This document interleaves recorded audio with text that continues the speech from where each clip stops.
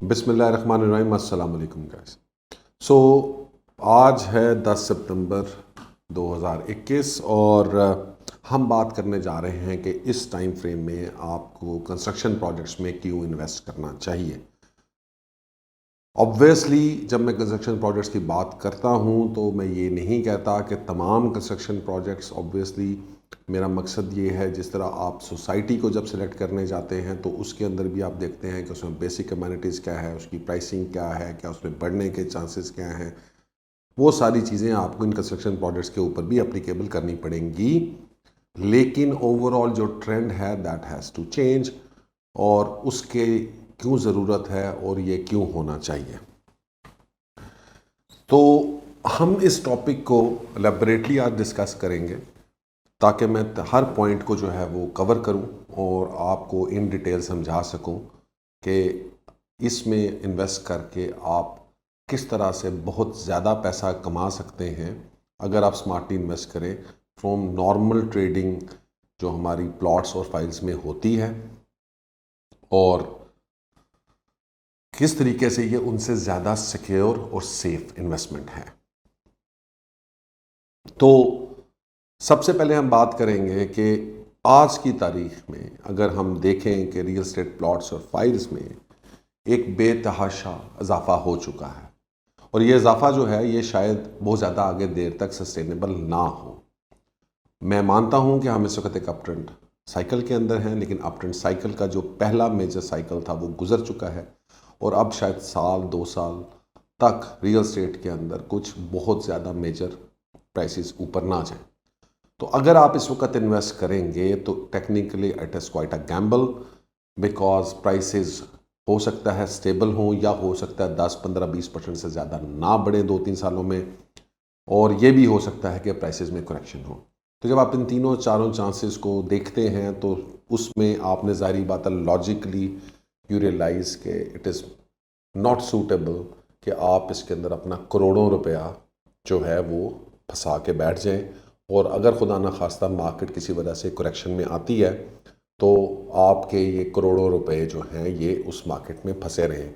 और मैंने ये देखा है 2017, 18, 19 के अंदर कि बहुत सारे लोगों ने करोड़ों रुपया नुकसान करके एग्ज़िट लिया रियल एस्टेट में से, क्योंकि उन्होंने प्रॉपर्टी का पैसा जो है वो कहीं लगाना था, और प्रॉपर्टी चूँकि रुक चुकी थी और नीचे आ चुकी थी तो उनको वो बेचनी पड़ी और बाहर एग्ज़िट लेना पड़ा। तो पहला पॉइंट तो यही है कि जी क्योंकि प्लॉट्स और फाइल्स के अंदर बेतहाशा ट्रेडिंग हुई है, ऑलमोस्ट 100% तक का जंप है, हो सकता है ऊपर अभी जाए थोड़ी सी और, लेकिन जो चांसेस ऑफ रिस्क और करेक्शन है वो ज़्यादा है मेरी नज़र में, लिहाजा लॉजिकली इस वक्त सूट नहीं करता कि उधर आप इन्वेस्ट करें। सेकंड थिंग जो मेरी नज़र में है वो ये है कि अगर हम मैक्रो इकोनॉमिक फैक्टर्स को देखें तो उसमें हमें यह पता चलता है कि जी के पाकिस्तान के अंदर टेक्निकली जितने भी प्लॉट और फाइल्स के अंदर इन्वेस्टमेंट्स होती हैं वो स्पेकुलेटिव ट्रेडिंग के लिए होती है।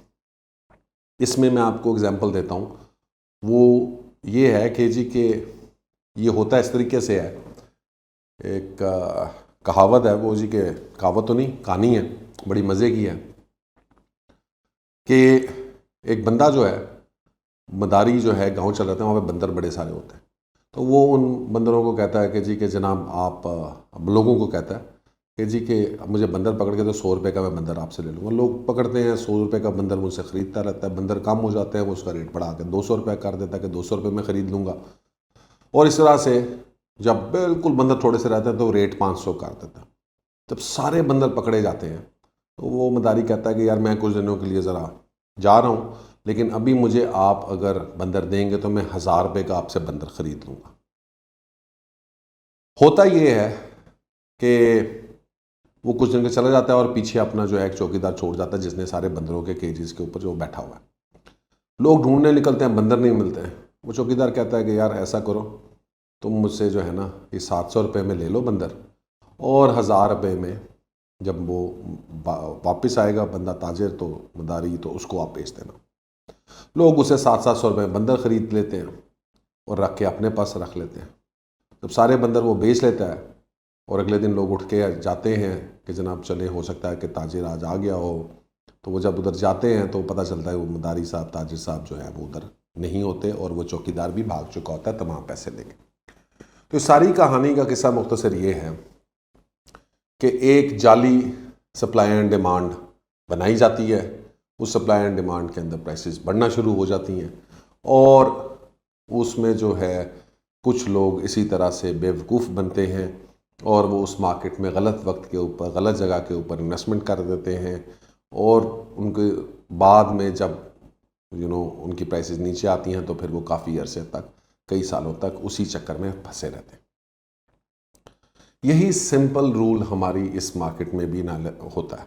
स्टॉक मार्केट्स में, फॉरेक्स में, रियल एस्टेट के अंदर ये काम बहुत ज़ोर शोर से जारी है और पाकिस्तान में स्पेशली रियल एस्टेट में, और वो भी 2 सेक्टर्स के अंदर, प्लॉट्स में और फाइल्स में। इसमें आपको बिल्डिंग्स में ये इशू नज़र नहीं आएंगे, इसमें आपको घरों में ये इशूज़ नज़र नहीं आएंगे, लेकिन आपको प्लॉटों की ट्रेडिंग पे और फाइल की ट्रेडिंग में ये इशूज़ नज़र आएंगे। उसकी वजह ये है कि इसकी एक्चुअल डिमांड ये एग्जिस्ट नहीं कर। एक्चुअल डिमांड मैं उसको कहूँगा कि जिन लोगों को एक्चुअली यहाँ पे घर चाहिए। एक अंदाजे के मुताबिक सिर्फ DHL लाहौर में ही तो तकरीबन जितने प्लॉट्स और चीज़ें, फाइलें अभी लॉन्च हो, 1 लाख से ज़्यादा हैं।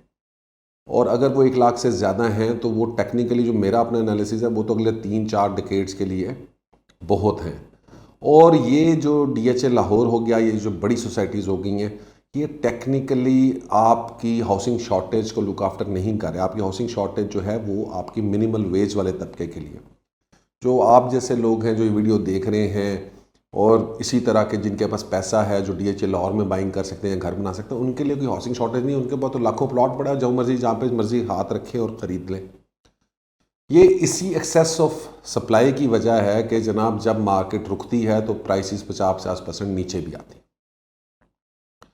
तो दूसरा जो एक मेरे जहन के अंदर ये है कि जी कि technically macro economic point of view से जब आप देखेंगे तो अंदाज़ा होगा कि इन प्लॉटों की एंड यूज़र यूटिलिटी इतनी ज़्यादा नहीं है, लिहाजा जब कभी भी ये ट्रेंड रुकता है तो प्राइसेस में एक मेजर करेक्शन आपको देखने को मिलेगा, स्पेशली अंडर डेवलप्ड एरियाज़ में। डेवलप्ड एरियाज़ में शायद आपको अब इतना ज़्यादा ना देखने को मिले जिस तरह फेज़ 7 है या फेज़ 8 है, लेकिन जो अंडर डेवलप्ड एरियाज़ हैं, ये जो फाइलें हैं, इनमें आपको मेजर सेटबैक हो सकता है। They are very riskier.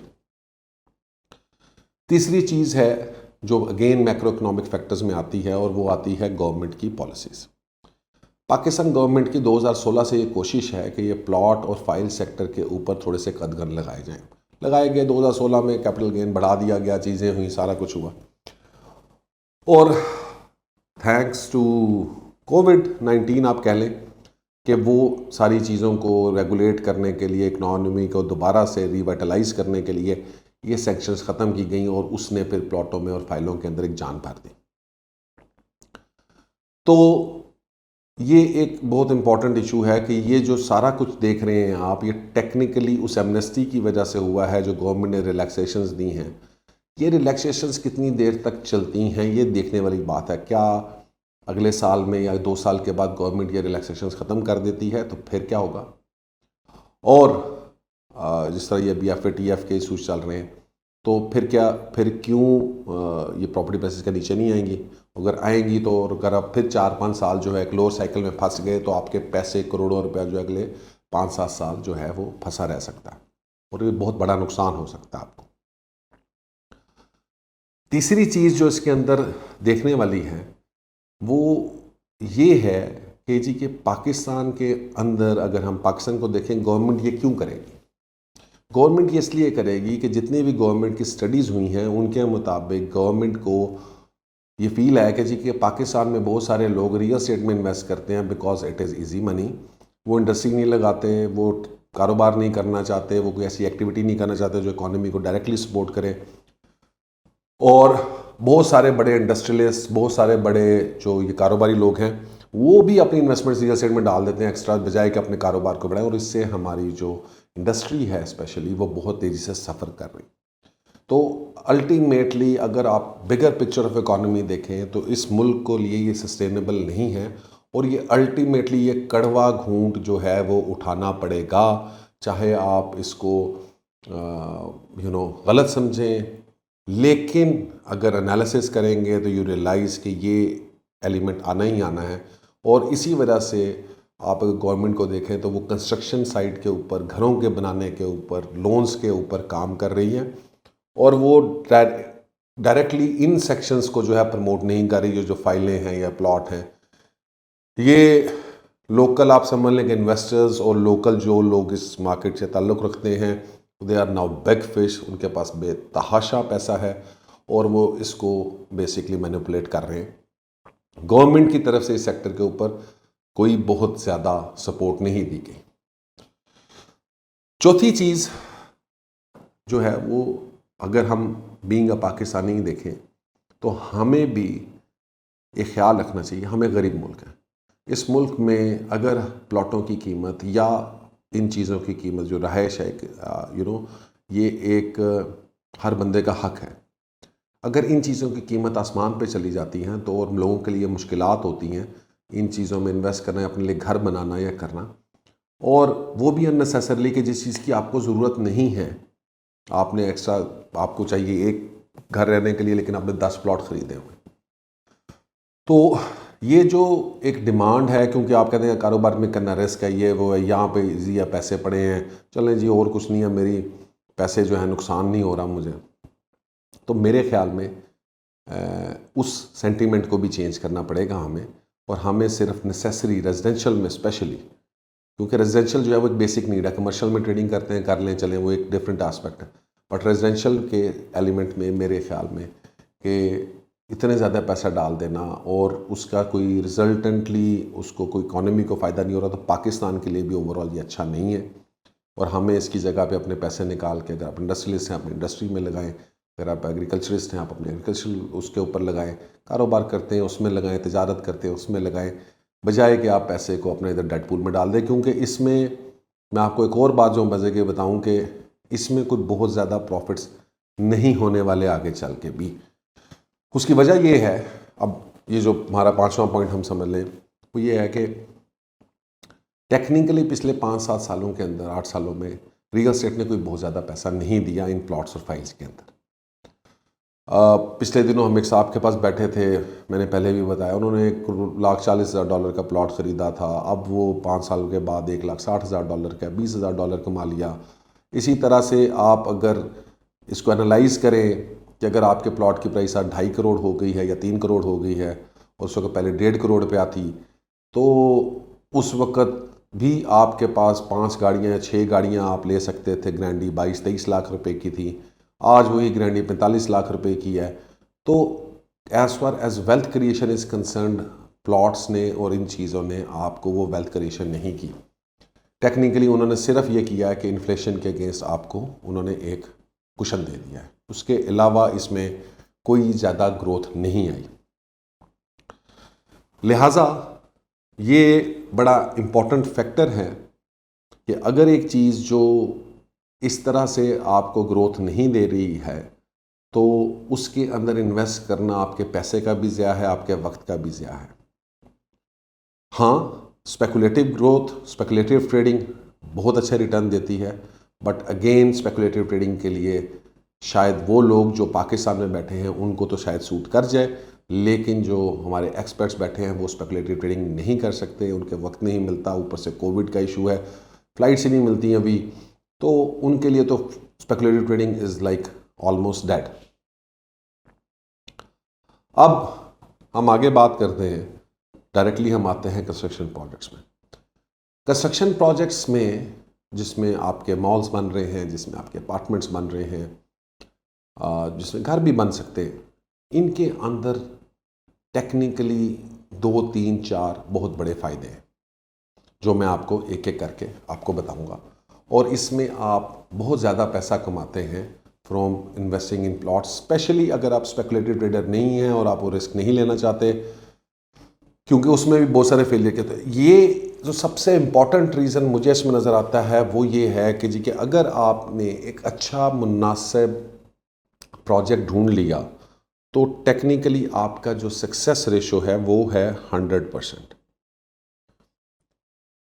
ठीक है, क्योंकि इसके अंदर कोई स्पेकुलेशन इस तरह से नहीं होती, एंड यूज़र कमोडिटी होती है। इन्वेस्टर्स शुरू में आते हैं, और इसके तरीके का इस तरह से चलता है कि जनाब जब एक बिल्डिंग लॉन्च होती है तो इन्वेस्टर्स उसमें जंप इन करते हैं, तो थोड़े से रिस्क वर्सिव नहीं होते और वो चाहते हैं कि हम इस बिल्डिंग में चीज़ ले लें। वो जब प्री लॉन्च के बाद वो लॉन्च पे आती है, उसकी प्राइस बढ़ती है, फिर उसके बाद वो बनता जाता है तो वैल्यू एडिशन होता जाता है, प्राइस बढ़ती जाती है और अल्टीमेटली वो 3-4 साल में तब तक बिल्डिंग पूरी बनती है। अल्टीमेटली वो बिल्डिंग्स और चीज़ें जो हैं एंड यूज़र को साथ साथ ट्रांसफ़र होती रहती हैं और आप मुख्तलिफ स्टेजेस में उसके अंदर से अपनी प्रॉफिट लेके आप उसमें से एग्ज़िट ले सकते हैं। तो सबसे इंपॉर्टेंट चीज़ इसके अंदर ये होती है कि जी कि अगर आपने अच्छा सेलेक्ट कर लिया प्रोजेक्ट तो उसमें आपके 100% फाइनेंशियल सिक्योरिटी है। आपका ये नहीं होगा, मैंने आज तक ये बहुत कम, आपने बहुत सुना होगा कि फलानी जगह पे प्लॉट लिया 50 लाख गिर गया, इधर प्लॉट लिया 1 करोड़ गिर गया, इधर चीज़ ली 50 लाख, लेकिन आपने ये नहीं सुना होगा कि जनाब मैंने फलाने प्रोजेक्ट में लिया तो वहाँ पर प्राइस 20,000 रुपये स्क्वायर फीट थी तो 10,000 पर स्क्वायर फीट हो गई या 12,000 रुपये पर स्क्वायर फीट होगी। बहुत कम जगहों पे कोई पोस्ट फेल प्रोजेक्ट कोई हो जाए जो चले ना या बने ना या रुक जाए तो उसमें तो हो सकता है, लेकिन उनमें भी अगर आप देखेंगे तो उसमें भी प्राइस बढ़ रही होती है। तो इसमें टेक्निकली आपका पैसा जो है वो मेरी नज़र में ज़्यादा सिक्योर है, क्योंकि आपकी कमोडिटी अगर ना भी बहुत ज़्यादा बढ़े तो फिर भी कोई 1,000 2,000 3,000 बढ़ के वो आपका पैसा भी सिक्योर रहता है और आपका जो प्रॉफिट है वो भी आपको मिल जाता है। और अगर प्रोजेक्ट थोड़ा सा बेहतर हो और अच्छा हो तो उसमें बेतहाशा प्रॉफिट भी मिलता है, 100% से ज़्यादा भी मिलता है। और ये हम आपको एग्जांपल्स दे चुके हैं जिन प्रोजेक्ट्स पे इमलाक ने इन्वेस्ट किया पिछले 3-4 सालों में। और वो वक्त था जिस वक्त रियल एस्टेट मार्केट पाकिस्तान में बिल्कुल क्लोज थी और आगे रियल एस्टेट तो चल दी नहीं, बट द रियल एस्टेट जो एक्चुअल रियल एस्टेट थी वो कभी रुकती नहीं। So that is always been my point कि एक्चुअल रियल एस्टेट कभी नहीं रुकती। एक्चुअल रियल एस्टेट वो है जिसकी मुझे और आपको आज के दिन ज़रूरत है, वो नहीं रुक सकती। हाँ, ये प्लॉट्स हैं उधर, मैंने तो गन्ने की काश्त नहीं करनी, ना मैं कर सकता हूँ, सोसाइटीज़ तो अलाउ नहीं करती, तो वो एक अनयूजेबल टाइप चीज़ है जो पड़ी है। आई एम वेरी हैप्पी कि वो पड़ी है, वो चाहे 10 साल पड़ी रहे, उसमें 10 रुपये ना ऐड हो, मैं उसमें भी खुश हूँ। तो ये एक अजीब सी मैं समझता हूँ कि स्पेशली सिर्फ ना ये अगर आप देखेंगे तो ये मैंटेलिटी और ये सोच ज़्यादा हमारे इस पंजाब में और ये लाहौर में इसमें बहुत ज़्यादा। कराची में आपको इस तरह का कल्चर नहीं मिलेगा, आपको विद इन पाकिस्तान इस्लामाबाद पिंडी में इस तरह का बहुत ज़्यादा कल्चर नहीं मिलेगा, लेकिन इस एरिया में बहुत ज़्यादा है। तो इसका मतलब ये है कि दुनिया सारी गलत नहीं हो सकती, कुछ गलतियाँ हम कर रहे हैं और हम शायद गलत इस इन्वेस्टमेंट को फॉलो अप कर रहे हैं जिसमें हमें बहुत ज़्यादा लोगों को प्रॉफिट नहीं मिलता। दूसरी चीज़ तो इसमें पहली बात होगा तकरीबन 100% सक्सेस रेट है आपका। सक्सेस रेट का मतलब ये नहीं मैं कह रहा कि मुनाफा बहुत ज़्यादा है, सक्सेस रेट का मतलब ये कि आपके पैसे सिक्योर हैं। अब दूसरी चीज़ जो है प्रॉफिटेबिलिटी पे आ जाता है। अच्छा, अब इसमें मैं समझता हूँ कि प्रॉफिटेबिलिटी ज़्यादा है, उसके 2-3 रीजंस हैं। पहली बात यह है कि आप एक प्लॉट लेने जाते हैं, 2 करोड़ रुपए का प्लॉट है, आप उस प्लॉट में 2 करोड़ रुपए आपको इकट्ठा देना पड़ता है। वो 2 करोड़ रुपया 5 साल अगर आपके फंस के वो जनाब 3 करोड़ होता है, तो वो अगर आप रेशो निकालने जाएंगे, इन्फ्लेशन को काउंट फॉर करेंगे जी, तो वो 8-9%, 10% इसके ज़्यादा की वो एनुअल ग्रोथ नहीं देता आपको। ये हर जगह के ऊपर ऐसा ही, और ये पूरी स्टैटिस्टिक स्टडी मैं अपनी तरफ से नहीं कर रहा, ये वर्ल्ड बैंक की हुई स्टडीज़ हैं, ये गवर्नमेंट ऑफ पंजाब की कराई गई स्टडीज़ हैं जिनको मैं यहाँ पे कोट कर रहा हूँ। तो कि अंडर डेवलप्ड सोसाइटीज़ में इन जगहों पे एवरेज प्रॉफिट 10% पर एनम है, which just is equal to the inflation. अब इसके बरक्स में जो ये हमारे कंस्ट्रक्शन प्रोजेक्ट्स हैं, इनके अंदर आपको जो सबसे बड़ा फ़ायदा ये होता है कि आपकी प्रॉफिटेबिलिटी ज़्यादातर वो कैसे होती है कि टेक्निकली आपको लेवरेज मिल रहा होता है और आप पैसे भी इकट्ठे नहीं दे रहे होते, आप पैसे भी किस्तों में दे रहे होते हैं।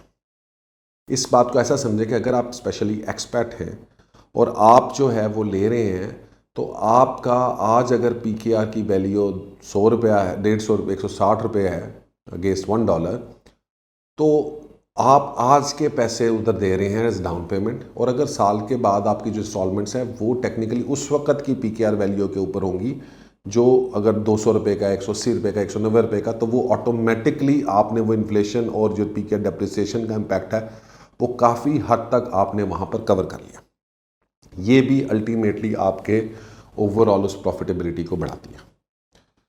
दूसरी चीज़, तो पहले तो हमने ये कर लिया कि जी के प्रॉफिटेबिलिटी के अंदर कर लिया कि जी के basically inflation and PKR depreciation को आप कवर कर लेते हैं, स्पेशली अगर आप FC जो है एक्सपर्ट हैं। दूसरी चीज़ इसके अंदर जो प्रॉफिट आपको देती है बहुत ज़्यादा, वो है लेवरेज। लीवरेज ऐसे है कि आप जब एक बिल्डिंग लेते हैं तो आप लेते हैं कि जी कि मैंने ये एग्जांपल देता हूँ, ये हमारे 66 की, तो 644 स्क्वायर फीट का अपार्टमेंट है अगर एक, तो आपने 644 स्क्वायर फुट खरीद लिया, टेक्निकली आपने बयाना कर दिया और अब उसके पैसे आपने 3 सालों में देने। अब अगर इसकी कीमत जो है वो 23,000 रुपया है आज के दिन, ठीक है, तो आपने पहले दिन 30% दिया 6 महीनों में, या आप कहें कि 2 सालों में आपने 50% के करीब इसकी कीमत दे दी। तो आपने 2 सालों में, ये तकरीबन हमारे इतने मतलब 2 सालों में तकरीबन इतनी पेमेंट है, तो 2 सालों में आपने जब 50% दे दी तो तकरीबन ये 11,500 रुपया, यानी आपने पर स्क्वायर फीट तकरीबन 11,500 रुपया पे कर दिया। लेकिन अब इस चीज़ के ऊपर सिर्फ और सिर्फ कीमत डबल ना भी हो, ठीक है, अगर इन 2 सालों में इसकी कीमत जो है वो 7-8 हज़ार 9,000 रुपया भी पर स्क्वायर फीट बढ़ जाए, सपोज हम कहते हैं 7,000 रुपया पर स्क्वायर फीट बढ़ जाती है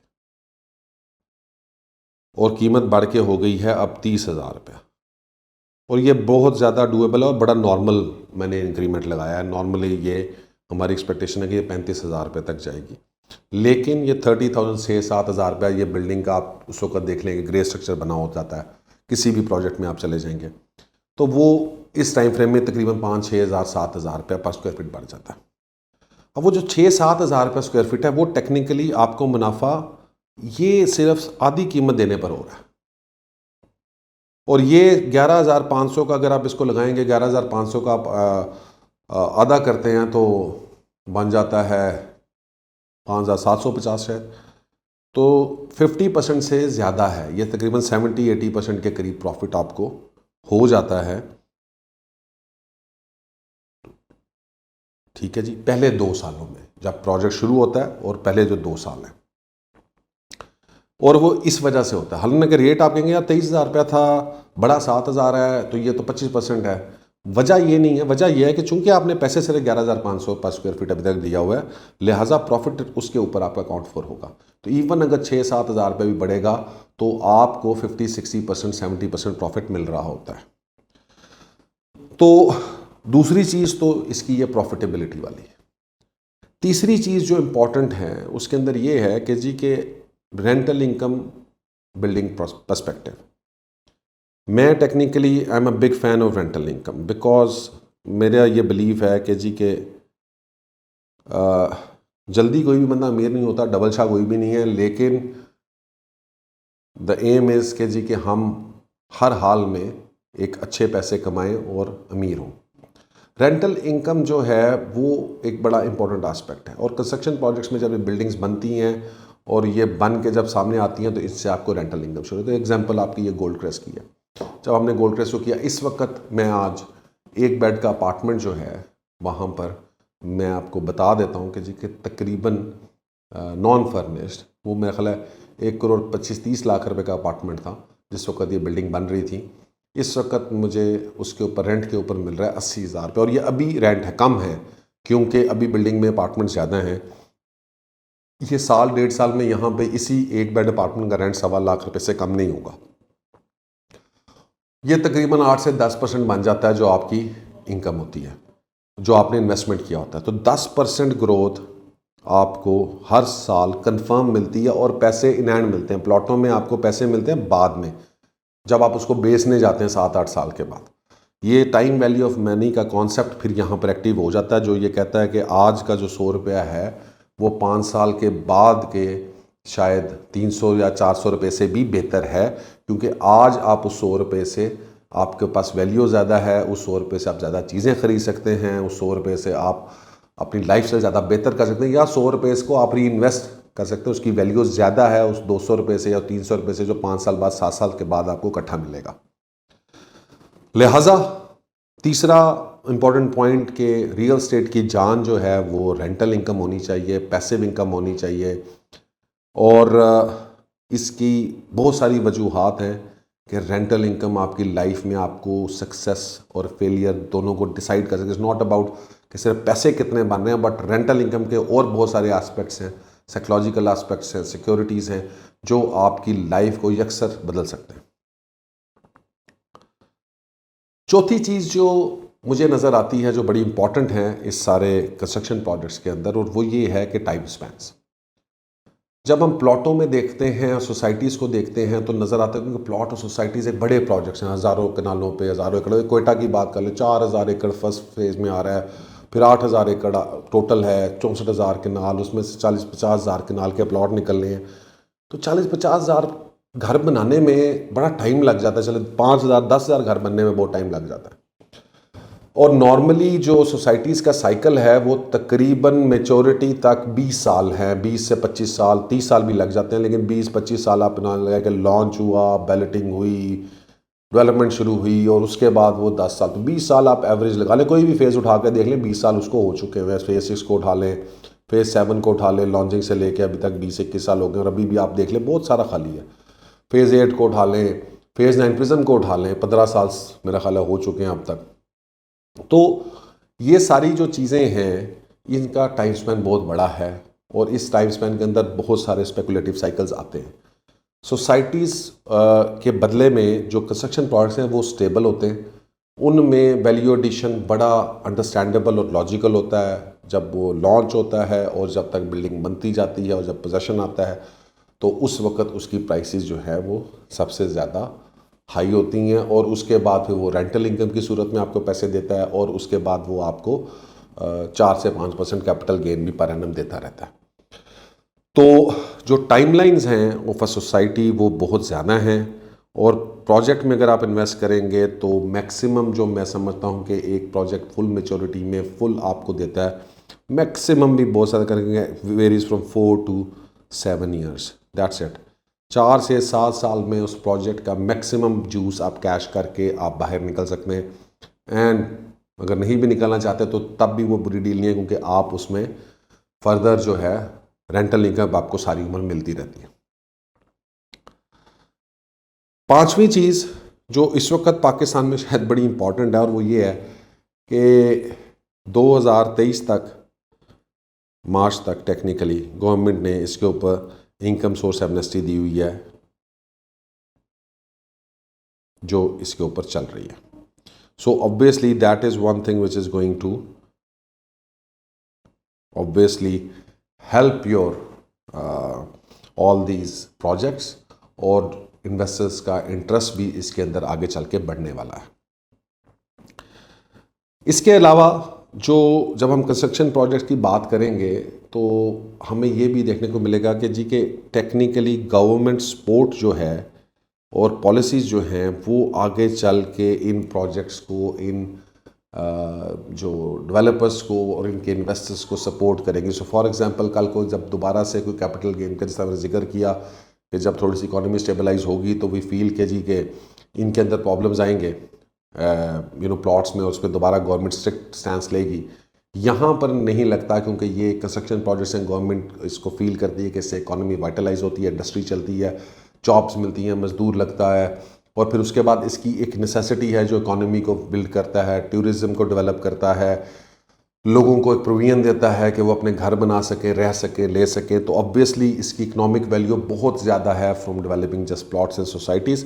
देयरफॉर ये एक बहुत इंपॉर्टेंट फैक्टर है जो मेरा ख्याल है अगले 5 सालों में, 10 सालों में विच इज़ गोइंग टू, और ये इसकी क्लियर इंडिकेशंस गवर्नमेंट दे चुकी है। और ये सारा कुछ जब वक्त के साथ साथ होगा तो ये सेक्टर जो है ये दिस इज़ द फ्यूचर, और इसमें इस वक्त इन्वेस्ट करना, जिस तरह हम आपको 2018-19 में मिलते करते थे कि इन्वेस्ट कर लें, आपने इन्वेस्ट नहीं किया, बहुत सारे लोगों ने नहीं बात चुका सुनी, और आज वो चीज़ें 100% 200% महंगी जाके ले रहे होते हैं। इसी तरह से ये अगले 2, 4, 5, 10 सालों के अंदर ये चीज़ के अंदर आपको नज़र आएगा कि यहाँ पे प्राइसेस बढ़ी हैं। ऑलरेडी कितने भी कंस्ट्रक्शन प्रोजेक्ट्स आए हैं, उनकी इतनी ज़्यादा डिमांड है कि वहाँ पर प्राइसेस जो हैं सिर्फ प्रोजेक्ट के शुरू से लेके आखिर बनते तक 100% प्राइस बढ़ जाती है।